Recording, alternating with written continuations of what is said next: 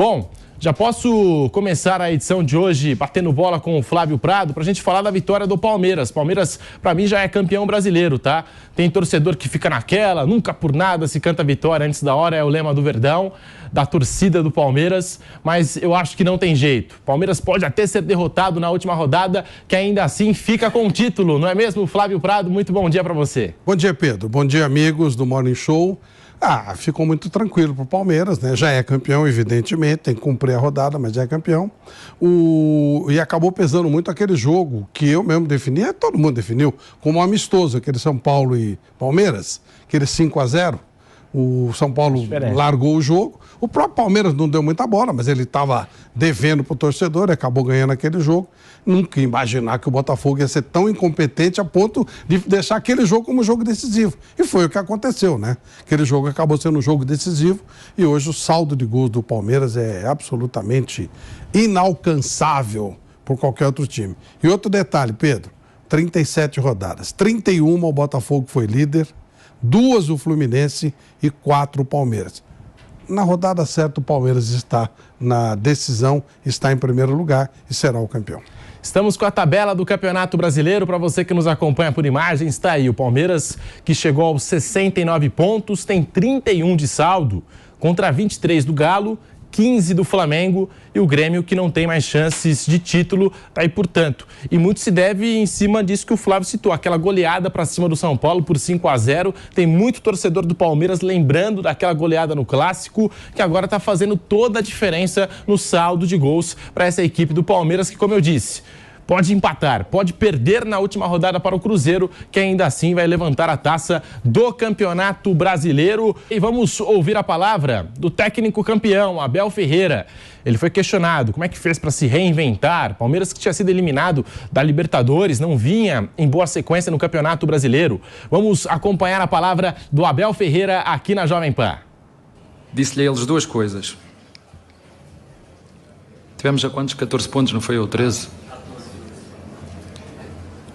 Disse que se eles largassem, eu também largava, era o primeiro a largar. Se eu sentisse que eles largassem, eu era o primeiro a largar.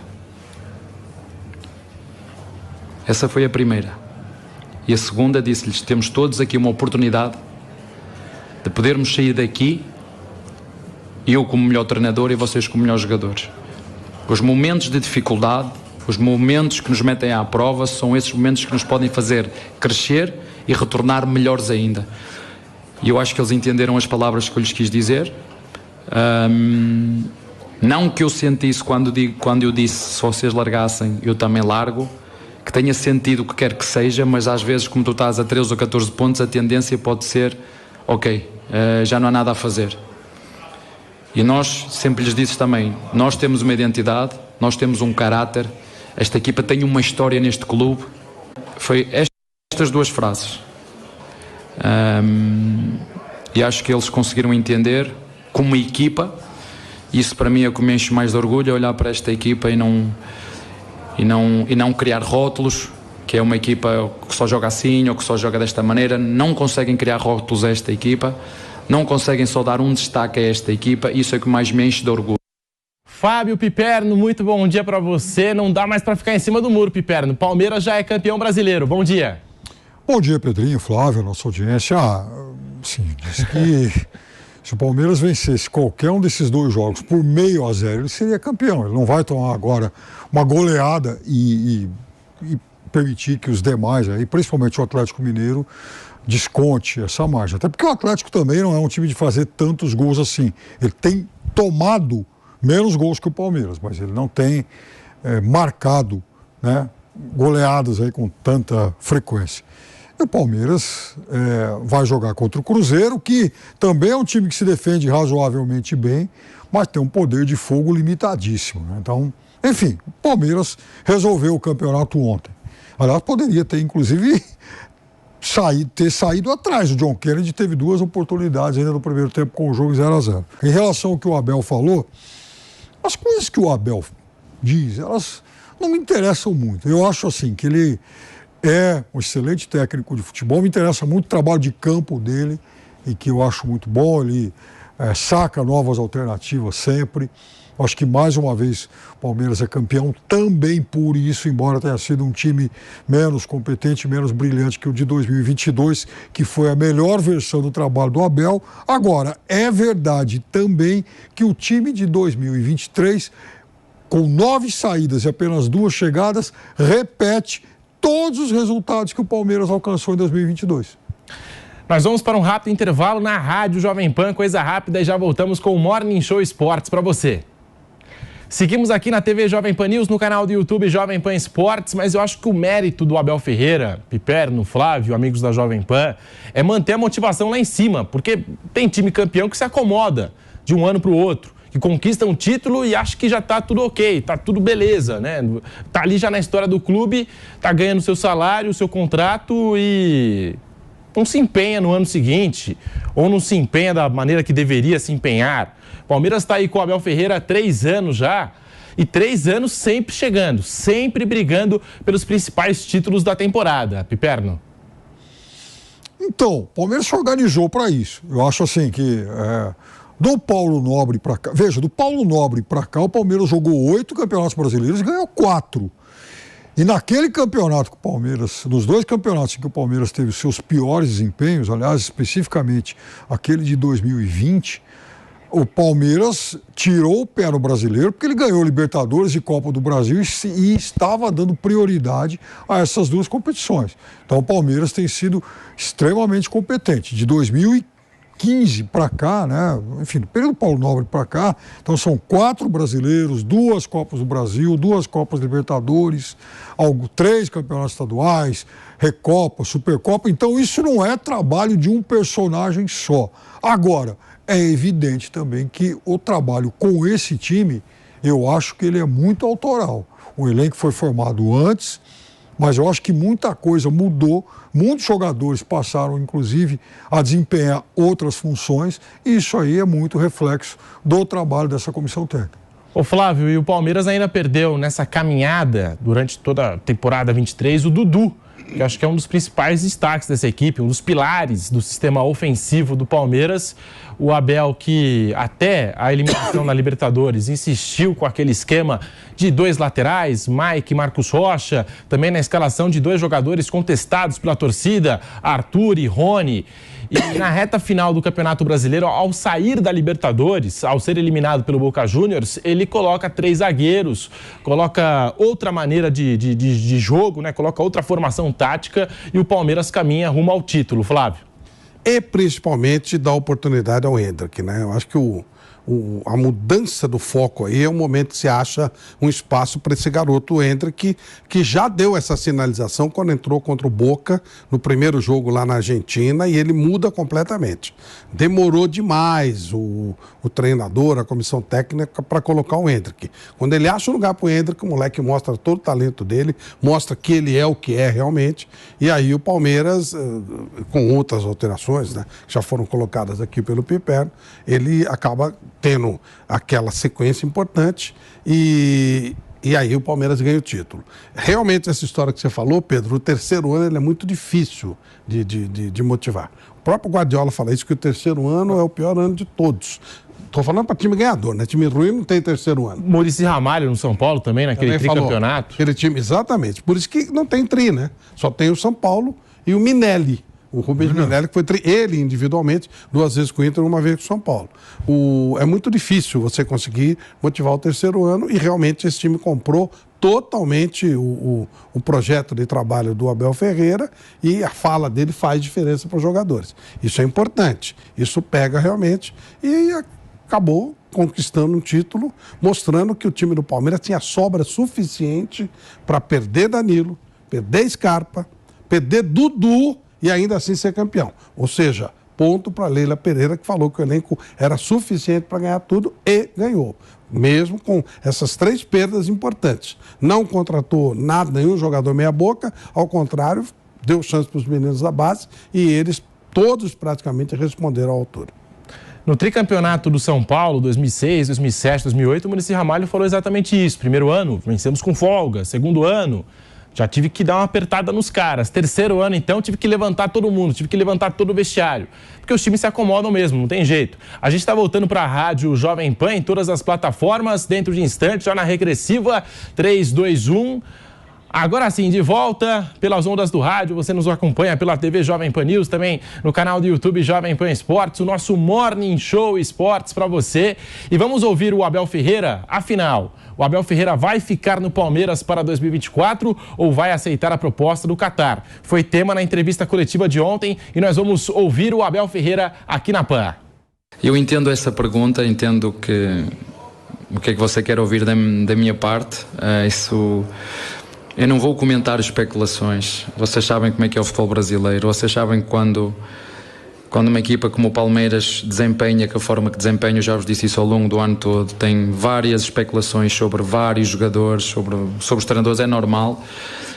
Mas o mais importante agora é o jogo mais importante do ano, que nós temos quarta-feira. E queremos carimbar este título. Porque neste momento nós não somos campeões e queremos muito ser.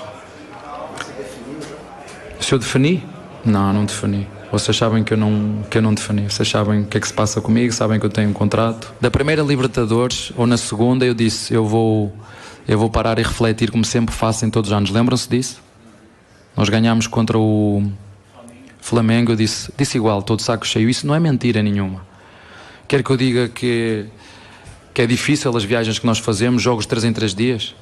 Quer que lhe diga que é difícil ter instituições de futebol brasileiro constantemente a insinuar que a sua equipe técnica ou tu és isto, quando outros fizeram igual e não tiveram? Vocês acham que isso é fácil, estar aqui constantemente? São 3 anos, não são 3 dias, nem 3 meses. É muito desgastante ser treinador no futebol brasileiro. É muito desgastante ser treinador no futebol brasileiro. Mas há uma coisa que eu tenho que vos dizer.